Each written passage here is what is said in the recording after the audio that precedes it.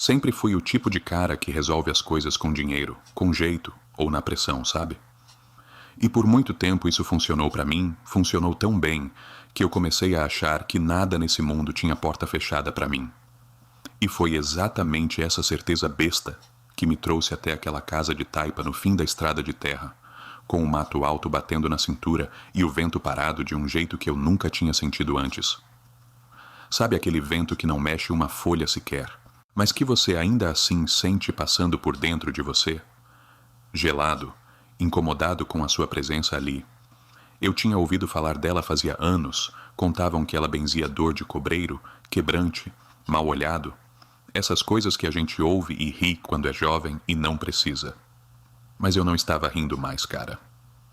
Porque 6 meses antes eu tinha feito uma besteira bem grande, e agora eu precisava que alguém desfizesse ela por mim, custasse o que custasse.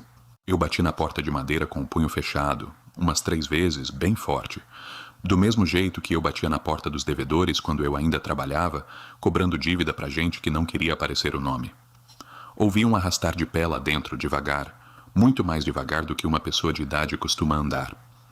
E quando a porta abriu, ela já estava me olhando como se soubesse cada palavra que eu ia dizer antes mesmo de eu abrir a boca. Ela era bem pequena, curvada, com um pano na cabeça e uns olhos claros demais para a idade dela, sabe? Uns olhos que pareciam ter visto coisa demais para caber numa vida só. Ela não me cumprimentou, não perguntou meu nome. Só ficou parada, ali, na soleira, olhando para mim de um jeito que fez o meu estômago revirar sem eu nem entender o porquê. Pode entrar, ela falou. Mas a voz dela não tinha convite nenhum, cara. Tinha só um tom de aviso. Entrei numa sala pequena, com um altar cheio de imagem de santo, vela acesa, um copo d'água em cima de um pano branco bordado. O cheiro daquele lugar era de erva queimada, misturado com uma coisa mais funda que eu não soube nomear na hora. Uma coisa pesada que grudava na garganta. Eu preciso que a senhora desfaça uma coisa. Falei, direto, sem rodeio. Do jeito que eu resolvia negócio a vida inteira. Ela sentou numa cadeira de palha, bem devagar, e apontou para outra na minha frente, sem falar nada, só com o dedo. Eu sentei, e o silêncio dela começou a me incomodar de um jeito que eu não estava acostumado, porque afinal eu estava acostumado a ser quem controlava a conversa, quem decidia quando falar e quando calar. E ali, naquela sala, eu senti pela primeira vez em muito tempo que eu não estava no comando de nada. "O que você fez?"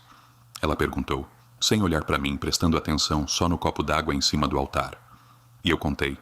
Contei tudo, sabe?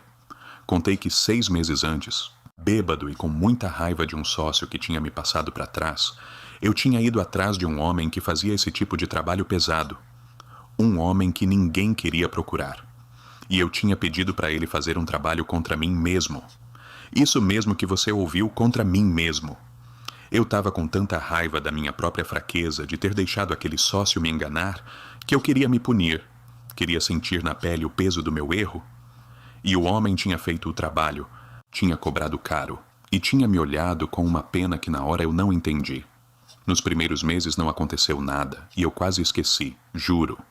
Quase achei que tinha sido tudo encenação para me tirar o dinheiro. Mas depois, bem devagar, as coisas começaram a virar. Meu sono virou, minha comida ficava com gosto de metal na boca de vez em quando. E à noite? À noite, eu comecei a ouvir uma voz chamando meu nome do lado de fora da minha janela. Uma voz que eu reconhecia, mas não conseguia dizer de jeito nenhum de quem era. A benzedeira ouviu tudo isso sem me interromper uma vez sequer, com as mãos quietinhas no colo. E quando eu terminei, ela ficou um tempo comprido olhando para mim, um tempo que pesou mais do que qualquer palavra. "Você pediu isso com a sua própria boca?" Ela perguntou por fim. "Pedi." "Com o seu próprio sangue?" Eu gaguejei, cara. Porque sim, tinha tido sangue envolvido. Um corte pequeno na palma da mão que o homem tinha pedido. E na hora, aquilo pareceu bobagem de filme, sabe? Mas agora, ali sentado na frente dela, aquilo parecia a coisa mais séria que eu já tinha feito na vida. "Pedi, sim, com sangue." Ela balançou a cabeça devagar, mas de um jeito que não era concordância. Era mais um jeito de aceitar uma coisa ruim que ela já desconfiava desde o começo. Ela levantou da cadeira com um esforço que parecia doer nela. Foi até o altar, Pegou o copo d'água e olhou para dentro dele por um tempo que pareceu longo demais para um copo de água parado. Eu não posso ajudar você, ela falou sem se virar. Como assim não pode? A senhora resolve isso o tempo todo. Todo mundo fala que a senhora resolve. Eu resolvo o que vem de fora. Ela virou finalmente, e o olhar dela agora tinha uma coisa diferente. Uma coisa que parecia mistura de pena e de medo, sabe? Uma combinação que eu nunca tinha visto num rosto de gente velha. O que vem de fora eu tiro, eu limpo, eu devolvo para o lugar que veio. Mas o que você fez foi diferente. Você não pediu proteção contra ninguém. Você abriu a porta com a sua própria mão e chamou a coisa para dentro de você, com o seu nome, com a sua vontade, com o seu sangue. Isso não é trabalho que se desfaz de fora para dentro. Isso é uma dívida que você mesmo assinou. Então desfaz a assinatura. Eu levantei da cadeira, com aquela minha raiva de sempre subindo. Aquela raiva que sempre resolvia as coisas para mim, entende? Mas dessa vez ela não deu um passo atrás. Ela só me olhou, parada, com uma calma que era mais assustadora do que qualquer grito. A assinatura de sangue não se desfaz com oração de outra pessoa. Só se desfaz com a mesma boca que assinou.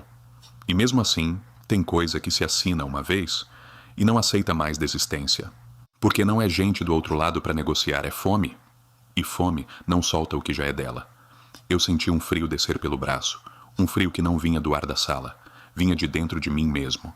Olhei para minha própria mão, a mesma mão que tinha sangrado 6 meses atrás, e por um segundo, só um segundo, eu jurei ver a pele da palma se mexer sozinha.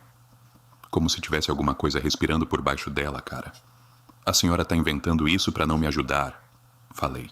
Mas a minha voz já não tinha a mesma força de antes, ela já saiu tremendo. E ela percebeu. Por um instante ela pareceu ter pena de mim, uma pena imensa, do tipo que se tem por um bicho que caiu numa armadilha que ele mesmo pisou. Eu queria poder ajudar você. Eu já ajudei muita gente nessa casa. Gente que veio com o marido que batia. Gente que veio com o filho preso em vício. Gente que veio com o trabalho jogado na porta por inveja de vizinho. E para tudo isso eu tenho reza, tenho erva, tenho água benta que corta e limpa. Mas o seu caso não é de fora.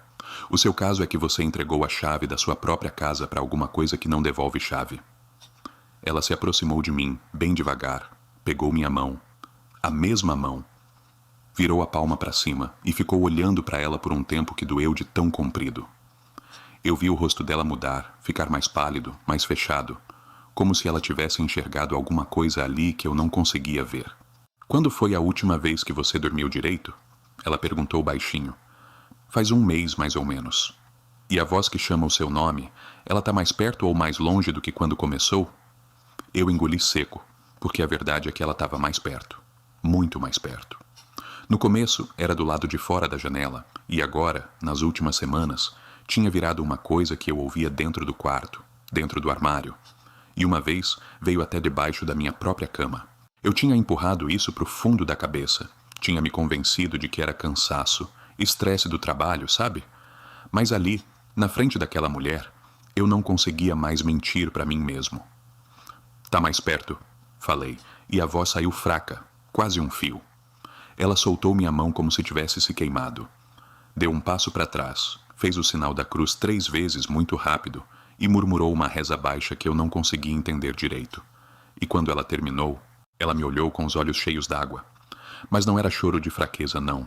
Era choro de quem já viu esse fim antes e sabe exatamente para onde ele vai.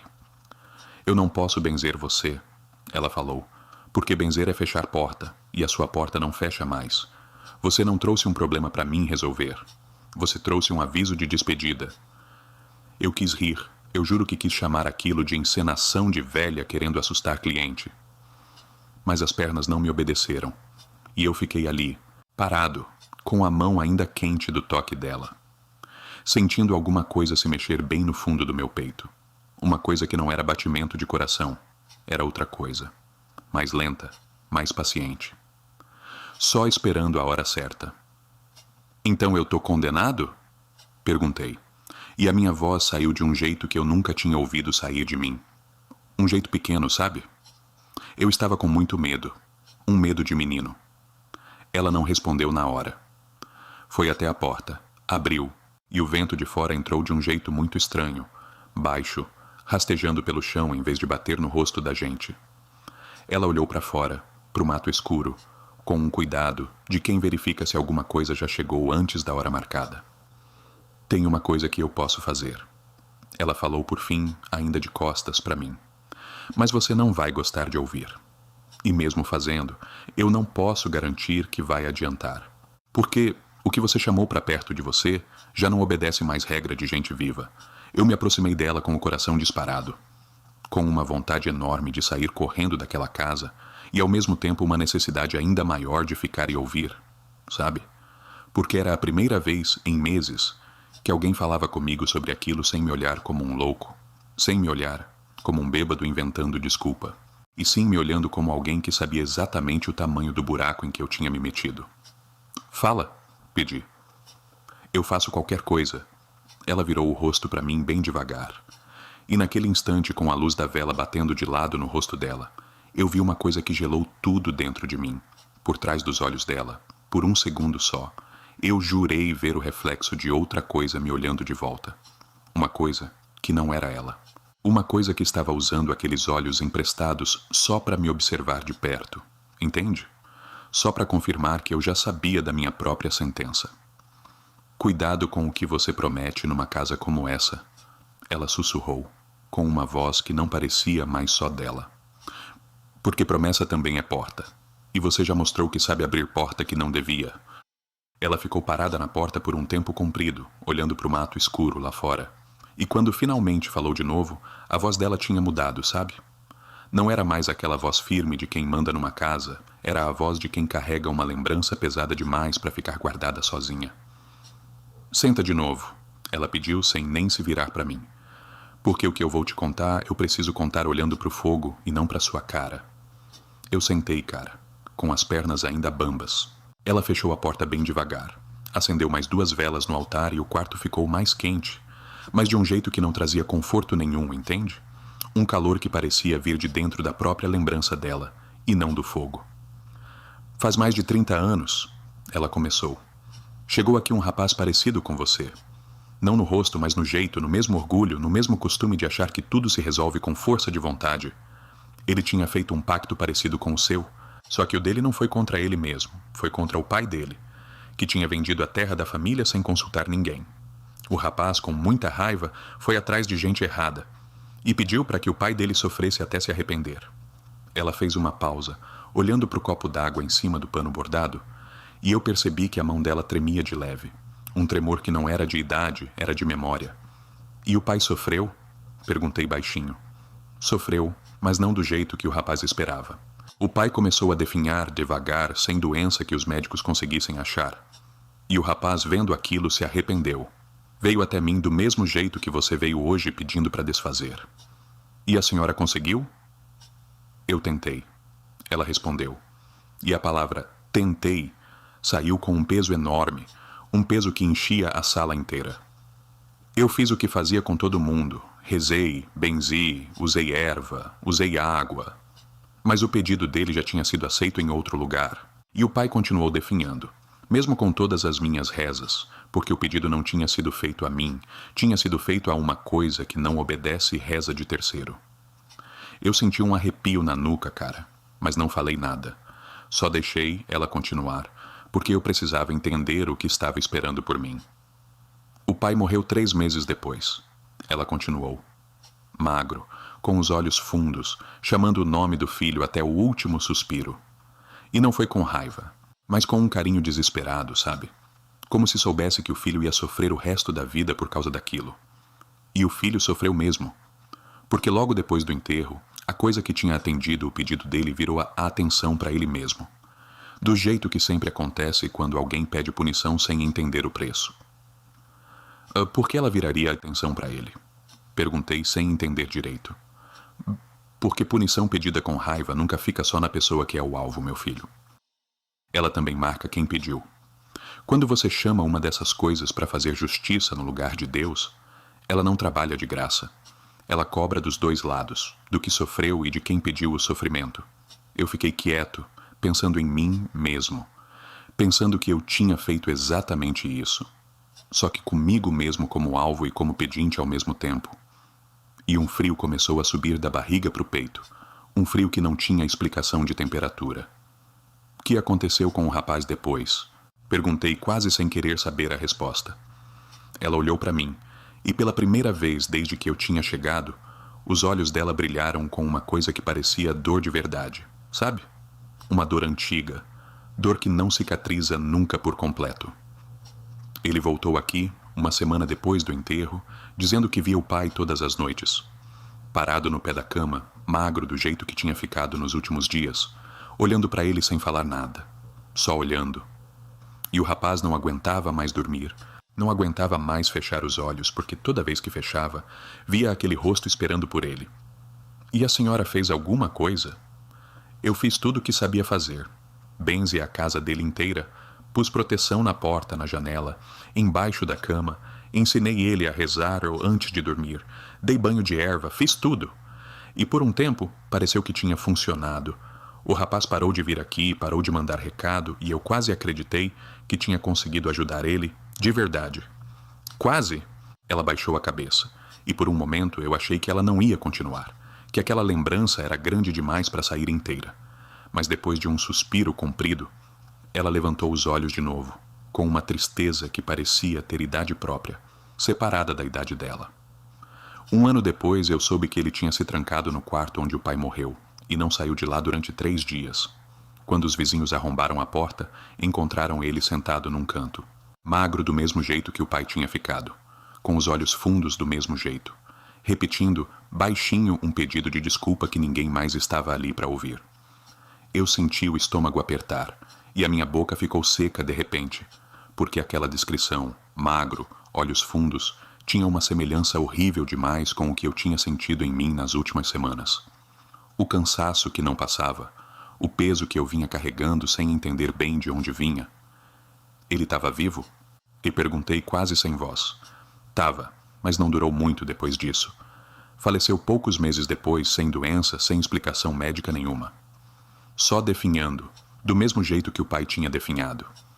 Como se a coisa que ele tinha chamado para punir o pai no fim tivesse decidido que a punição mais justa era fazer o filho experimentar exatamente aquilo que ele tinha pedido para outra pessoa sentir.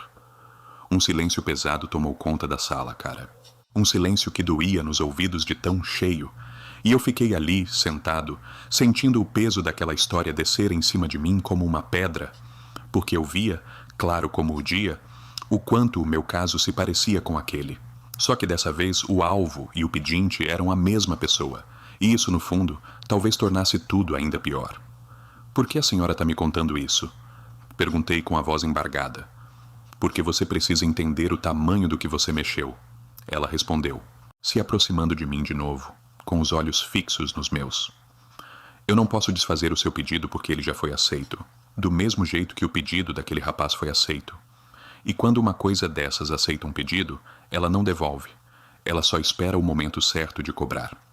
E enquanto ela espera, ela vai te mostrando aos poucos o caminho que você está andando, para você sentir o medo antes de sentir o fim. Então, não tem nada que eu possa fazer? Ela ficou quieta por um tempo, olhando para minha mão de novo, a mesma mão marcada. E quando falou de novo, a voz dela veio mais baixa, quase como um segredo. Tem uma coisa, mas é arriscada, e eu preciso te avisar que se der errado, pode acelerar o que já está vindo em vez de atrasar. Eu nunca fiz isso pensando em salvar alguém do próprio pedido. Só fiz uma vez, há muito tempo, numa situação parecida, e não posso garantir o resultado. Meu coração disparou, misturando esperança e pavor de um jeito que eu nunca tinha sentido junto antes, e eu me inclinei para frente com as mãos apertando o buto do joelho. Eu topo, falei. Seja o que for, eu topo. Ela balançou a cabeça devagar com uma tristeza que parecia já prever o desfecho, e levantou da cadeira, indo até um canto da sala onde tinha um baú de madeira velha, trancado com uma corrente enferrujada. E enquanto ela mexia na fechadura, ela falou, sem olhar para mim, uma frase que ficou martelando na minha cabeça pelo resto daquela noite. Cuidado com quem promete topar qualquer coisa antes de saber o preço, porque foi assim que tudo isso começou para você. E é assim que continua começando para tanta gente que passou por essa porta antes de você. A corrente enferrujada fazia um barulho seco cada vez que ela mexia na fechadura. Um som de metal raspando metal que parecia grande demais para aquela sala pequena, sabe? e eu fiquei olhando para as costas dela, curvada sobre o baú, tentando entender por que meu peito tinha começado a apertar de um jeito diferente. Um aperto que não vinha de nervoso, entende? Vinha de outro lugar, mais fundo, mais antigo. Foi então que a vela mais próxima de mim tremeu, sozinha, sem vento nenhum passando, porque a porta estava trancada e as janelas também. E eu me lembrei do que ela tinha dito antes, que o vento lá fora não mexia uma folha sequer. E ali dentro, com tudo trancado, uma chama simplesmente se dobrava para um lado, cara, como se alguma coisa tivesse soprado bem perto do meu ouvido.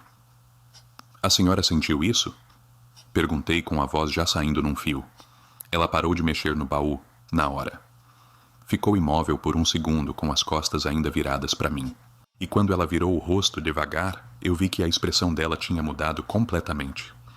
O cuidado de antes tinha virado uma coisa mais parecida com alerta. O tipo de alerta que só quem já viu aquilo antes consegue reconhecer tão rápido. Fica quieto, ela sussurrou. Não olha para o canto do quarto, olha só para mim. Eu quis obedecer, eu juro que quis, mas o corpo da gente às vezes não escuta a cabeça, né? Meus olhos foram sozinhos para o canto escuro atrás do altar, onde a luz das velas não alcançava direito. E ali, bem devagar, eu vi uma sombra se formar. Uma sombra que não tinha objeto nenhum para explicar ela. Nenhuma cadeira, nenhum móvel. Nada que pudesse projetar aquele formato. Eu falei para não olhar! Ela repetiu, mais forte dessa vez, e se levantou rápido, esquecendo o baú. Veio até mim, segurou meu rosto com as duas mãos e virou ele à força para longe daquele canto. Se você olhar direto para ela antes da hora, você dá passagem. E ela ainda não tem direito de entrar aqui dentro. Essa casa é protegida. Mas você, meu filho, você é a porta que anda, e ela vai usar você para tentar passar. Meu coração batia tão forte que eu conseguia ouvir nos meus próprios ouvidos um som abafado e rápido, e a sensação de estar sendo observado ficou tão grande, cara, que parecia que o ar da sala tinha ficado mais pesado, mais difícil de respirar, como se alguma coisa estivesse consumindo o oxigênio só de existir ali perto. Ela sabe que eu vim aqui? Perguntei com um fio de voz que mal saía. Ela sempre soube, respondeu a benzedeira, ainda segurando meu rosto, os dedos dela tremendo contra minha pele. Coisas assim não perdem de vista quem já assinou com elas. E quando você saiu de casa hoje, decidido a buscar ajuda, isso para ela foi quase uma provocação, porque ela não gosta de dividir o que já considera dela. De repente, a segunda vela, a que ficava mais próxima do altar, se apagou sozinha. Sem fumaça, sem chiado. Simplesmente apagou. Como se um dedo invisível tivesse beliscado o pavio. A sala ficou mais escura, com sombras mais longas dançando nas paredes, e eu senti um cheiro estranho se espalhar. Um cheiro que não era da erva queimada de antes. Era mais parecido com terra molhada misturada com alguma coisa doce demais para ser agradável, sabe? Reza comigo, pediu a benzedeira com muita urgência, puxando um terço de dentro do vestido. Não importa se você não sabe as palavras direito, só repete o que eu falar. E repete com o coração, porque reza feita só com a boca não serve pra nada num momento desses. Eu tentei, cara, juro que tentei. Mas minha boca tremia tanto que as palavras saíam embaralhadas. E a cada frase que eu tentava repetir, eu sentia uma resistência enorme, como se alguma coisa estivesse empurrando as palavras de volta para dentro da minha garganta antes que elas conseguissem sair inteiras. Ela não quer que eu reze, falei, entre engasgos. Eu sei. Respondeu a benzedeira sem parar de rezar ela mesma, com a voz mais firme do que a minha, muito mais acostumada a lutar contra esse tipo de resistência. Mas você precisa insistir, porque cada palavra que você conseguir soltar inteira é um tijolo a mais numa parede que ela não consegue atravessar tão fácil. Eu fechei os olhos com muita força e me concentrei em cada som, em cada sílaba. Ignorando o peso enorme que parecia sentar em cima do meu peito, ignorando o cheiro de terra molhada que ficava mais forte a cada segundo. E devagar, muito devagar, as palavras começaram a sair mais inteiras, mais firmes. Como se cada uma delas custasse um esforço físico enorme, sabe? Do tamanho de levantar um peso que eu nunca tinha levantado antes na vida. Foi nesse exato momento que eu ouvi, bem perto do meu ouvido esquerdo, uma voz baixinha, quase carinhosa, chamando o meu nome. Do mesmo jeito que vinha chamando há semanas do lado de fora da minha janela. Só que agora, cara, agora estava dentro da mesma sala que eu. Dentro da mesma casa protegida que a benzedeira tinha jurado ser segura. Ela tá aqui dentro, sussurrei, abrindo os olhos apavorado. Eu sei, respondeu a benzedeira, sem parar de rezar, apertando o terço com tanta força que os dedos dela ficaram brancos. Mas ela ainda não pode te tocar? Ainda não? Porque a proteção da casa segura pelo menos isso. O que ela pode fazer, por enquanto, é te mostrar que ela tá perto. Te lembrar que não adianta correr, porque não importa para onde você vá, ela já sabe o caminho de volta até você. A voz chamou meu nome de novo, mais perto ainda.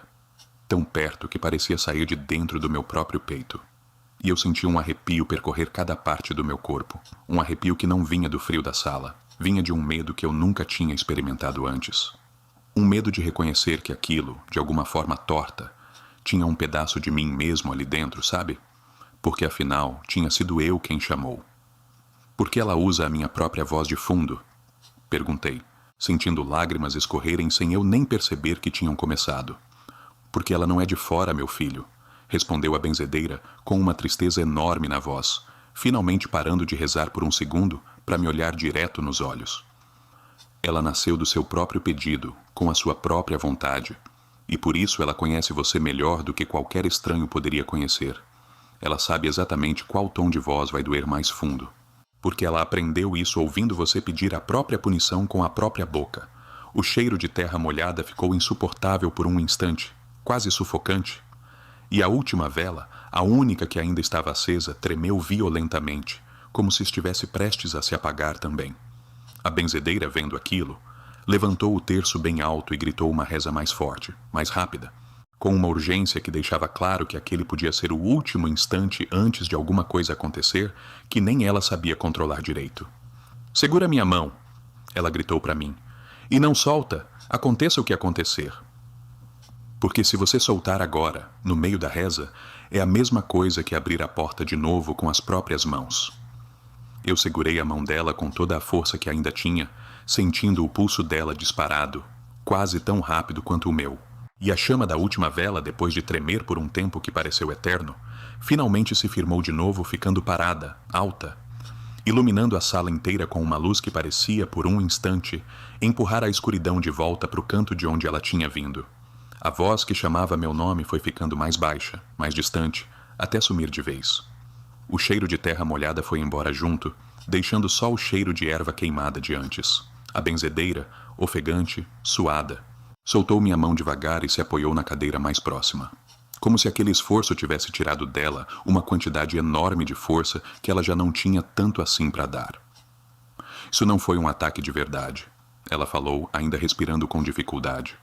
Isso foi só um aviso, uma mostra do que ela é capaz de fazer quando quiser de verdade.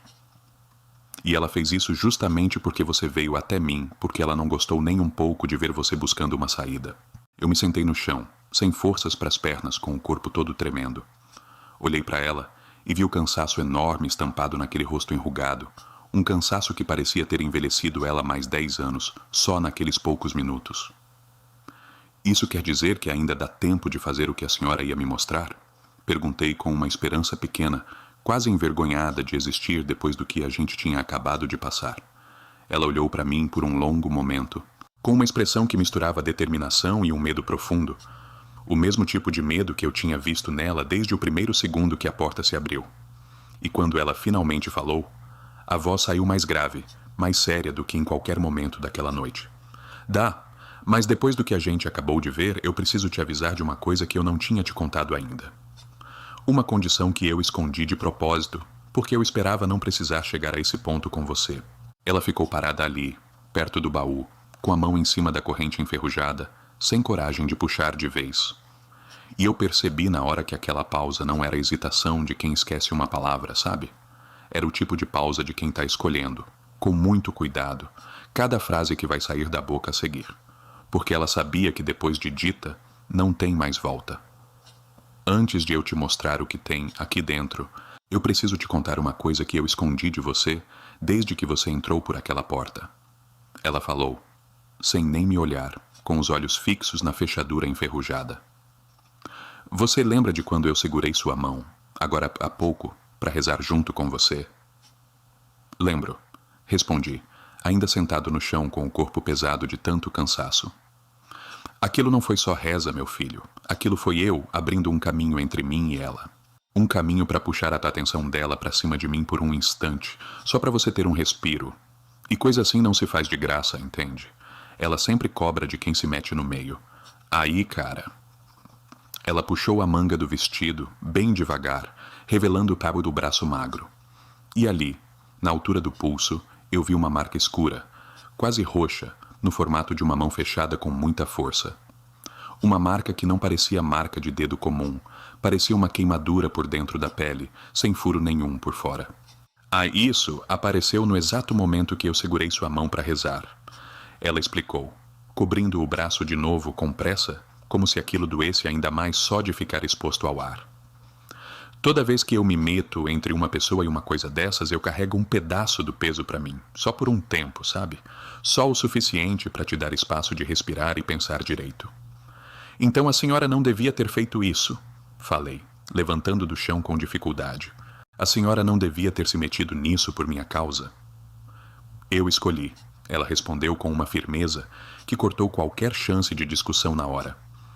Ninguém me obrigou a abrir essa porta para você. E eu faço isso porque há 30 anos eu não consegui salvar aquele rapaz.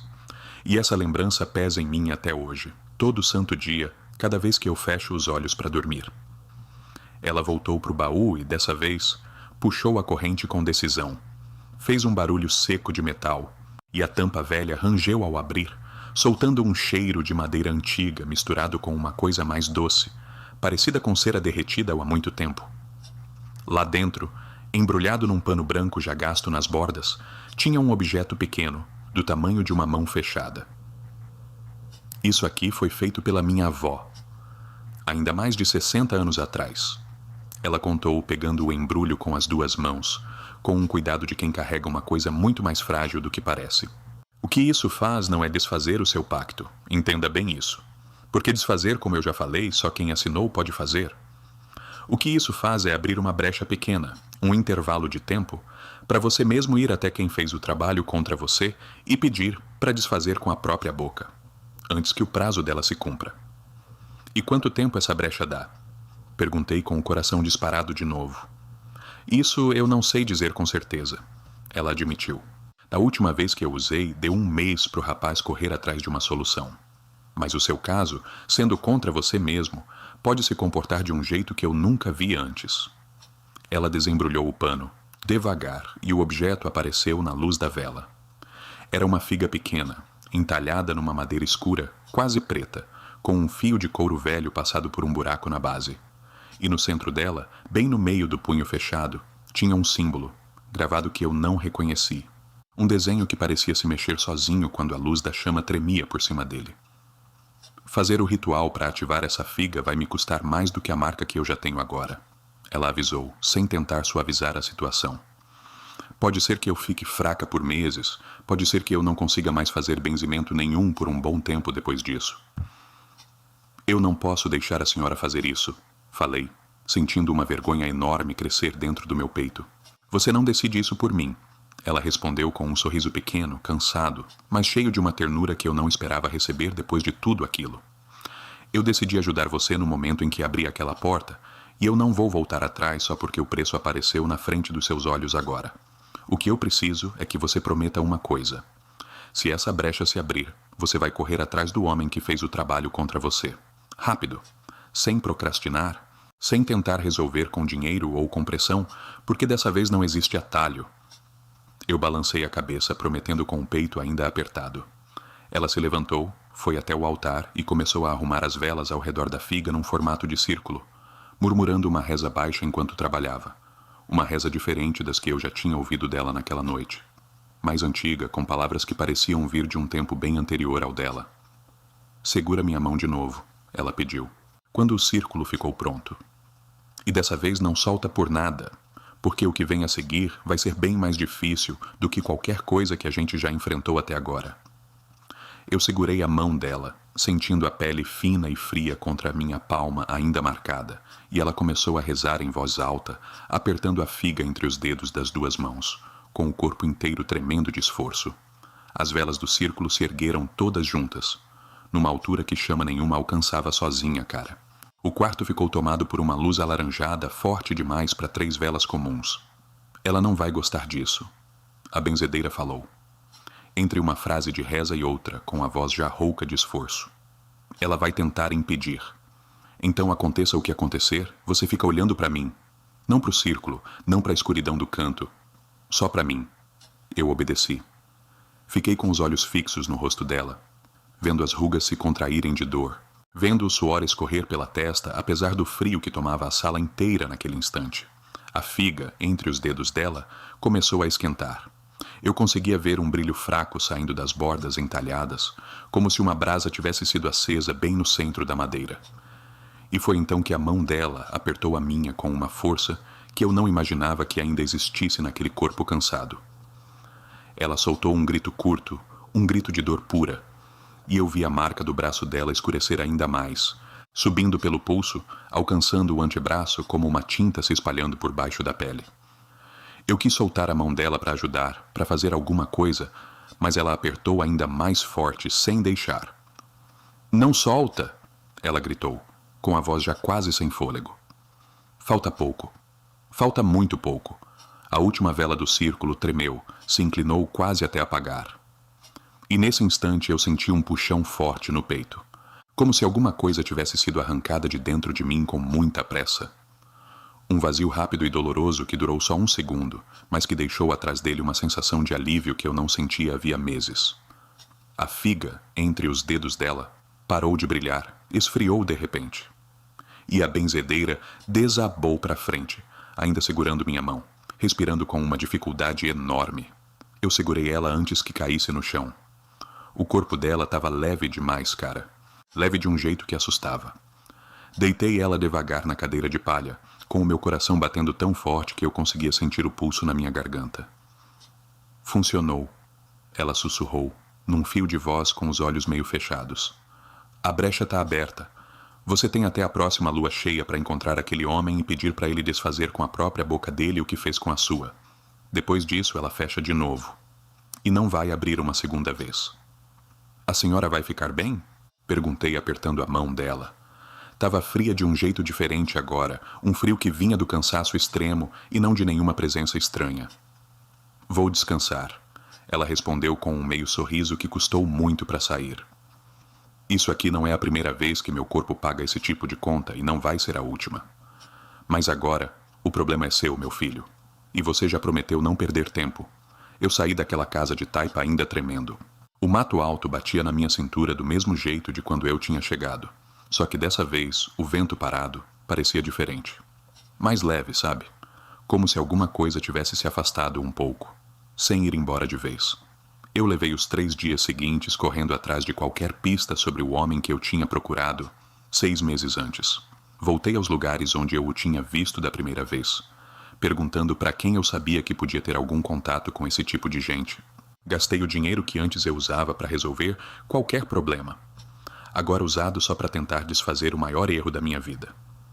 Encontrei ele no 5º dia, num barraco isolado do outro lado da cidade. Eu mal reconheci o homem que tinha me atendido tempos atrás. Ele estava magro, com os olhos fundos, e quando me viu na porta, antes mesmo de eu abrir a boca, ele balançou a cabeça devagar como quem já esperava aquela visita há muito tempo. "Eu sabia que você ia voltar", ele falou, com a voz cansada. "Todo mundo que pede o que você pediu volta. Só que a maioria volta tarde demais. Eu implorei, cara. Implorei do jeito que eu nunca tinha implorado por nada na vida inteira. Contei da benzedeira, da marca no braço dela, da brecha que só ia durar até a próxima lua cheia. E ele me escutou em silêncio, sentado numa cadeira velha, com as mãos entrelaçadas no colo. Quando terminei, ele suspirou fundo e, por um instante, pareceu mais aliviado do que eu. Como se aquele pedido de desfazer fosse também um alívio para ele mesmo. "Eu posso tentar", ele disse por fim. "Mas eu preciso que você entenda uma coisa. Eu não controlo o que já foi entregue. Eu só abro e fecho porta. O que fica do outro lado não obedece nem a mim. O que eu posso fazer é pedir de volta com a mesma boca que entregou e torcer para ser aceito." Naquela mesma noite, sob a luz cheia da lua, ele fez o que tinha prometido. Ali mesmo, naquele barraco, com uma reza ao contrário da que tinha usado 6 meses antes, e com o mesmo tipo de sangue envolvido. Só que dessa vez saindo da mão dele, e não da minha.